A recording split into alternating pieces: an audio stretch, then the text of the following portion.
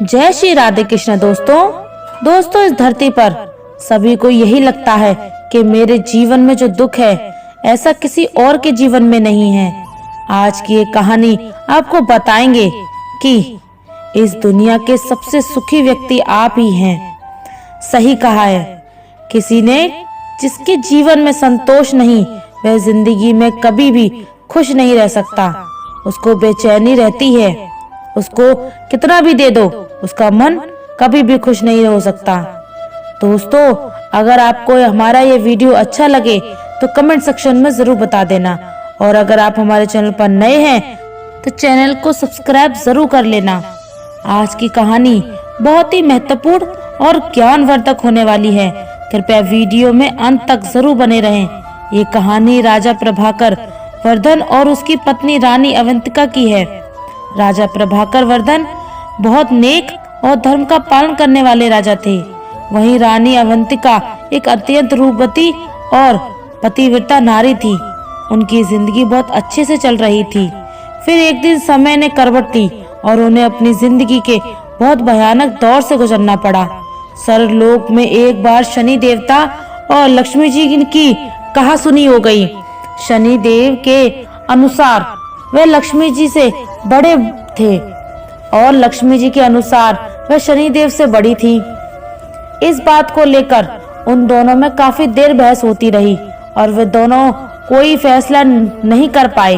आखिर उन्होंने सोचा कि ये पृथ्वी लोक में सबसे ईमानदार व्यक्ति से फैसला कराया जाए। उन दोनों ने सोचा कि पृथ्वी लोक में प्रभाकर नाम का एक राजा रहता है। तब शनिदेव और लक्ष्मी जी प्रभाकर के पास पहुंचे और अपनी बहस का निर्णय मांगा, तो उनको उत्तर देने का कोई उपाय नहीं सूझा। अंत में उन्होंने दोनों में से 15 दिन की मोहलत मांगी। यह सुनकर शनिदेव और लक्ष्मी जी चले गए और कह गए कि वह अपने झगड़े का फैसला सुनने 15 दिन बाद जरूर आएंगे। उनके जाने के बाद प्रभाकर का सोना जागना हराम हो गया, क्योंकि वे जानते थे कि वे अगर एक को बड़ा बताएंगे तो दूसरा अवश्य गुस्सा होगा और उन पर भारी संकट आ जाएगा। उसको चिंता में देख उसकी पत्नी अवंतिका ने चिंता का कारण पूछा। जब हर प्रभाकर ने सारा हाल बताया, उसकी पत्नी बोली कि आप एक काम कीजिए, एक चांदी का और दूसरा सोने का सिंहासन बनवाइए। सोने का सिंहासन आपकी गद्दी के दाहिने और चांदी का सिंहासन बाईं ओर रहना चाहिए। तब लक्ष्मी जी और शनिदेव आएंगे तो लक्ष्मी जी आपके दाहिने तरफ का सिंहासन ग्रहण करेंगी, क्योंकि वे माता स्वरूप हैं, और शनिदेव बाईं तरफ का सिंहासन ग्रहण करेंगे। जब वह आपसे उनके सवाल का जवाब मांगे तब आप उनके किसी प्रश्न का उत्तर ना दें, और जब वह बहुत पूछें कि क्या बात है तो आप उनसे कह दें कि आप लोगों ने स्वयं ही अपना फैसला कर लिया है। 15 दिन बाद जब लक्ष्मी जी और शनिदेव आए तो वैसे ही हुआ जैसे रानी अवंतिका ने कहा था। लक्ष्मी जी ने दाईं तरफ सोने का सिंहासन पर प्रस्थान किया और बाईं तरफ शनिदेव बैठे। जब उन्होंने फैसला मांगा तो राजा कुछ समय तो मौन रहे और अत्यंत जोर दिया तो राजा ने वही उत्तर दिया जो रानी ने बताया था। यह सुनकर शनिदेव गुस्सा होकर चले गए। लक्ष्मी जी ने जाते जाते प्रभाकर से कहा कि संकट तो आएगा, परंतु मैं तुम्हारे साथ हूँ। जल्द ही शनि देवता के प्रकोप से प्रयागराज में बहुत भयंकर अकाल पड़ा हो, लोग भूखे मरने लगे। यह हाल प्रभाकर से देखा नहीं गया। कोई उपाय ना मिलने पर आखिरकार लगभग 6 महीने बाद उन्होंने अपने राज्य को त्यागने का निश्चय कर लिया। एक रात को वह अपनी पत्नी के साथ राज्य को छोड़कर निकल पड़े। साथ में उन्होंने एक पोटली में हीरे जवाहरात मुसीबत के समय काम आने के लिए। जैसे ही प्रभाकर अवंतिका के साथ निकले तभी अचानक बहुत ही भयंकर आंधी तूफान आ गया और चारों ओर घने बादल छा गए। आंधी तूफान में दोनों रास्ता भटक जाने के डर से एक जगह खड़े हो गए। तभी लक्ष्मी जी एक छोटे से लड़के का रूप धारण करके आए और लालटेन की सहायता से उन लोगों को नदी के किनारे तक पहुंचाया। प्रभाकर अपनी पत्नी के साथ नदी के किनारे पहुंच गए, परंतु अब नदी पार करने की समस्या उत्पन्न हो गई। इतने में एक बूढ़ा आदमी नाव को लेकर उस तरफ आया। प्रभाकर ने निवेदन किया कि वह उनको नदी के किनारे पहुंचा दे। नाव वाला बोला कि उसकी नाव बहुत हल्की है, इसलिए एक एक करके ही वह उनको पार करा सकता है। राजा ने उसकी बात मान ली। पहले वह रानी को पार ले गया, फिर राजा प्रभाकर को पार ले गया और अंत में गहने की उस बड़ी सी पोटली को, परंतु उसने गहने की पोटली को नदी पार नहीं पहुंचाया। वह उस पोटली को लेकर भाग गया। प्रभाकर थोड़ी देर तो नाव वाले और पोटली का इंतजार करते, परंतु जब उन्होंने देखा कि नाव वाला नहीं आया तो वे समझ गए कि वह बूढ़ा आदमी कोई और नहीं बल्कि शनिदेव थे। प्रभाकर और अवंतिका नदी के किनारे चलते चलते एक गांव में पहुंचे। वहां के लोग जंगल से लकड़ी काट कर बेचते थे। लकड़ी का व्यापार ही उनकी कमाई का साधन था। प्रभाकर भी अपनी पत्नी के साथ गांव में रहने लगी। वे चंदन की लकड़ी काट कर लाते और पास के गांव में बेच देते। कुछ ही दिनों में चंदन की लकड़ी बेच करके वे काफी अमीर हो गए और आराम से अपना जीवन व्यतीत करने लगे। यह सब लक्ष्मी जी की कृपा थी। उनको आराम से देखकर शनिदेव ने फिर से एक चाल चली।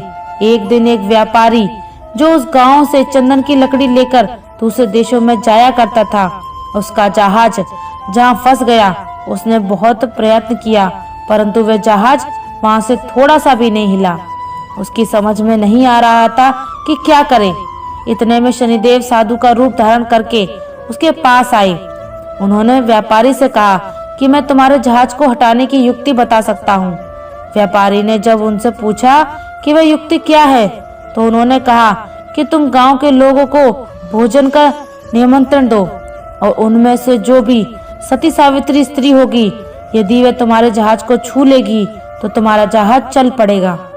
व्यापारी ने शनिदेव के बताए अनुसार अगले दिन गांव के लोगों को निमंत्रण दिया। जब वह प्रभाकर के घर पहुंचे तो अवंतिका ने कह दिया, निमंत्रण अस्वीकार कर दिया और मेरे पति जंगल में लकड़ी काटने गए हैं। व्यापारी के आदमी के वापस आने की सारी बात बता दी। व्यापारी समझ गया कि यही औरत पतिव्रता है और यही उसके जहाज को निकाल सकती है। वह शाम को फिर उसके घर गया। उस समय प्रभाकर घर पर ही थे। उसने निमंत्रण स्वीकार कर लिया। जब व्यापारी ने प्रभाकर से और अवंतिका से कहा कि वह जहाज को छू दे जिससे वे निकल सके, प्रभाकर ने कहा कि ठीक है, वह समय पर आ जाएंगे। प्रभाकर और उसकी पत्नी जहाज के पास गए और अवंतिका ने अपने पति के कहने पर जहाज को छू दिया और जहाज हिलने लगा। यह देखकर व्यापारी के मन में पाप जागा कि क्यों ना मैं इसको अपने साथ ले लूं। यदि जहाज फिर से फंस गया तो ये छूकर उसे हटा सकती है। यह सोचते ही उसने अवंतिका को अपने साथ जहाज में खींच लिया और जहाज चल पड़ा। प्रभाकर चिल्लाया, परंतु उस समय तक जहाज काफी दूर चला गया था। अवंतिका अत्यंत रूपवती थी। उसको देखकर व्यापारी के मन में पाप जागृत हुआ। उसने अवंतिका के सम्मुख उसे अपनी पत्नी बनाने की इच्छा जाहिर की, पर रानी ने उसे साफ मना कर दिया। पर रानी के रूप पर मोहित हुआ व्यापारी अब हर समय उसके पीछे पड़ा रहता। रानी अवंतिका ने व्यापारी की छेड़छाड़ से तंग आकर सूर्यदेव से प्रार्थना की कि उसको अपने सतीत्व की रक्षा करने के लिए कोड़ दे। उसकी प्रार्थना सूर्य भगवान ने सुन ली और उसका शरीर कोड़ से विकृत हो गया। इधर राजा प्रभाकर भी सोते बिलखते और नदी के किनारे चल पड़े। वह उसी आशा में थे कि यदि जहाज उस तरफ से गुजरा तो वह अपनी पत्नी को छुड़ा लेंगे।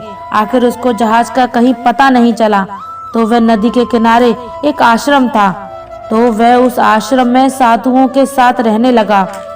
वह वहां पर साधुओं की सेवा करता, गायों को चराता और गायों को गोबर से उपले बनाता।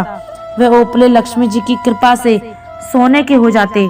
इस प्रकार कुछ ही दिनों में उसके पास ढेर सारे सोने के ईंटों हो गई।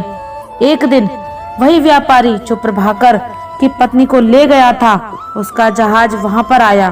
प्रभाकर ने व्यापारी को पहचान लिया, परंतु व्यापारी ने उसको नहीं पहचाना। उसने प्रभाकर को ईंट दिखाई, कहा कि यदि व्यापारी उसको साथ ले चलेगा तो वह सोने की ईंट उसे दे देगा। व्यापारी ने सोने की ईंटों के लालच में अपने जहाज में बैठा लिया। जब जहाज चल पड़ा तो कुछ ही दूर जाने पर व्यापारी ने प्रभाकर को पहचान लिया। फिर व्यापारी ने प्रभाकर को नदी में धक्का दे दिया। प्रभाकर की चीख पुकार अवंतिका को सुनाई दे गई। उसने एक काठ का टुकड़ा समंदर में फेंक दिया। उस काठ के टुकड़े के सहारे प्रभाकर एक किनारे पर पहुंच आया। आ जाते जाते जहाज से कामगारों ने उसे देख लिया और उसकी मदद की। प्रभाकर ने जहाजों की चुंगी का ठेका लेना शुरू कर दिया। राजा के प्रस्ताव स्वीकार कर लिया। अब आने वाले जहाजों से चुंगी लेता। ऐसे ही 4 वर्ष बीत गए। शनिदेव का प्रभाव अब खत्म होने वाला था। एक दिन व्यापारी का जहाज वहीं आया। प्रभाकर ने उस जहाज को रोक दिया और उसे वहां से जाने नहीं दिया। प्रभाकर व्यापारी से क्रोधित होकर और राजा के पास शिकायत लेकर गया और विनती की, महाराज, जो भी आपका कर है मैं वो हमेशा अदा करता हूँ, फिर भी मेरे जहाज को क्यों रोक दिया गया। राजा ने जब प्रभाकर से पूछा कि वह व्यापारी के जहाज को क्यों नहीं जाने देता, तो प्रभाकर ने बताया कि महाराज, इस व्यापारी के पास मेरी सोने की ईंट है जो उसने मुझसे चुराई है।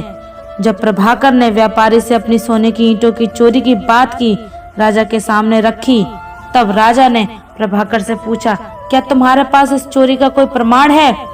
प्रभाकर ने सिर झुकाकर कहा, महाराज, मेरे पास कोई प्रमाण नहीं है। प्रभाकर का सिर झुका हुआ देखकर व्यापारी अपनी बात को और अधिक पुख्ता करने के लिए राजा से कहता है, महाराज, ये झूठ बोल रहा है। मैं शपथ लेता हूँ कि सोने की ईंट मेरी है। राजा सोच में पड़ जाता है। तभी एक तेज गर्जना के साथ शनिदेव वहां प्रकट होते हैं और गुस्से में व्यापारी की तरफ देखते हैं। उन्होंने कहा, सत्य और धर्म के साथ खिलवाड़ करने का कर्ज चुकता है, करने का अब तुम्हारा समय आ गया है। शनिदेव व्यापारी के पास जाकर उसकी आंखों में देखते हैं। अचानक व्यापारी जमीन पर गिरकर कांपने लगता है। वह पसीने से तरबदल होकर चिल्लाता है, मुझे माफ कर दो, मैंने झूठ बोला था, ये सोने की ईंट मेरी नहीं है। इतना कहने के बाद व्यापारी के शरीर से एक अजीब सा धुआं उठता है और वे वहीं पर राख बन जाता है। राजा और दरबार के लोग समस्त रह गए और किसी को समझ नहीं आया कि क्या हो रहा है। तभी शनिदेव प्रभाकर के पास जाकर उनको प्रणाम करते हुए कहते हैं, राजा, तुम्हारे सत्य और धर्म ने मुझे पराजित कर दिया है। तभी एक बार फिर से तेज प्रकाश होता है और तेज प्रकाश के साथ लक्ष्मी जी प्रकट होती हैं। माँ लक्ष्मी जी प्रभाकर को आशीर्वाद देते हुए कहती हैं, तुम्हारे त्याग और धैर्य और धर्म का पालन करने के कारण मैं तुम्हें अखंड समृद्धि का आशीर्वाद देती हूँ। तुम्हारा राज्य फिर से समृद्ध होगा। आशीर्वाद देकर लक्ष्मी जी और शनिदेव दोनों अंतर्ध्यान हो जाते हैं। राजा के आश्चर्य की सीमा नहीं थी। वह हर्षवर्धन के पास आकर कहने लगे, आप कोई साधारण पुरुष नहीं हो। तब प्रभाकर उसे पूरा किस्सा बताते हैं। राजा सहित पूरा दरबार प्रभाकर की धर्मपरायण का गुणगान कर रहा था। राजा ने प्रभाकर की पत्नी रानी अवंतिका को आदर पूर्वक जहाज से पालकी में बुलाया। रानी अवंतिका ने पुनः सूर्य भगवान से प्रार्थना करके अपना पूर्व रूप मांग लिया। राजा ने आदर पूर्वक प्रभाकर के साथ अपनी बेटी को और रानी अवंतिका को भी, जिसको उसने अपनी बेटी मान लिया था, प्रेम पूर्वक विदा कर दिया। निष्कर्ष, किसी के जीवन में कठिनाइयां कितनी भी बड़ी क्यों ना हो, अगर व्यक्ति सत्य और धर्म के मार्ग को नहीं छोड़ता तो समय के साथ वह न केवल हर मुश्किल से बाहर आता है, बल्कि खुद वह मालिक पर परमात्मा ईश्वर भी उसकी मदद करते हैं। प्रिय दोस्तों, आशा करते हैं अगर आपको हमारा ये वीडियो अच्छा लगा हो तो कमेंट सेक्शन में जरूर बता देना, और अगर आप हमारे चैनल पर नए हैं तो चैनल को सब्सक्राइब कर लेना। धन्यवाद। जय श्री राधे कृष्णा।